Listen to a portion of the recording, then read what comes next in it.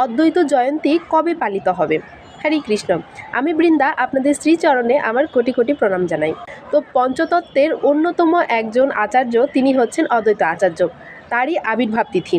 তো বৈষ্ণবদের আবির্ভাব তিথি অবশ্যই আমাদের পালন করতে হবে। তো অদ্বৈত আচার্যের আবির্ভাব তিথি হচ্ছে আগামীকাল, অর্থাৎ 25শে জানুয়ারি, রোজ রবিবার পালিত হবে।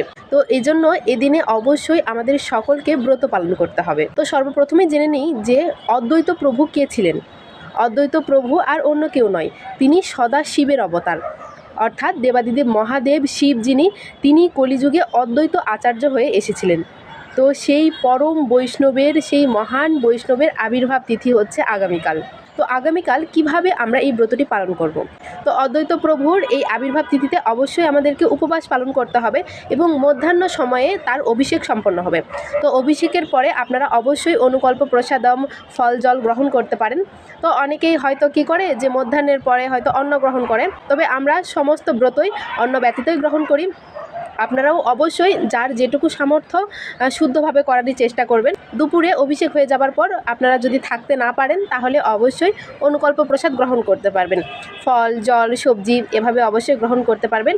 অন্ন গ্রহণ না করাটাই ভালো, কারণ আপনারা বুঝতেই পারছেন যে পরম বৈষ্ণব অদ্বৈত আচার্য যিনি কিনা সদা শিবের অবতার, তার আবির্ভাব তিথি। তো আমরা অবশ্যই বৈষ্ণবের এই আবির্ভাব তিথি পালন করব। তো এইটা অদ্বৈত আচার্য মহাশয়ের 591তম শুভ আবির্ভাব তিথি।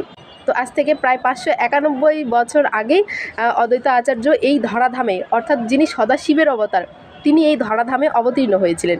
তো বুঝতেই পারছেন কতটা মহিমান্বিত তিথি, কতটা মহিমান্বিত একটা দিন। অবশ্যই আপনারা সকলে ব্রত পালন করবেন, যেভাবে অন্য সব ব্রত পালন করেন এই ব্রতটাও অবশ্যই পালন করবেন। আর ব্রত পালন করলে তো তার অবশ্যই পালন করতে হয়। তো পালন হবে 26শে জানুয়ারি, অর্থাৎ রোজ সোমবার, সূর্য উদয় হতে 10টা 32 মিনিটের মধ্যে। আপনারা অবশ্যই এই সময়ের মধ্যে পালনও সম্পন্ন করে নেবেন। জয় অদ্বৈত আচার্য কি জয়। আপনারা অবশ্যই বৈষ্ণবীয় এসব সমস্ত ব্রত পালন করবেন। শুধু নিজে ব্রত পালন করলেই হবে না, নিজে ব্রত পালন করবেন, সাথে অপরকেও ব্রত পালনে উৎসাহিত করবেন। হরে কৃষ্ণা, হরি হরি বল।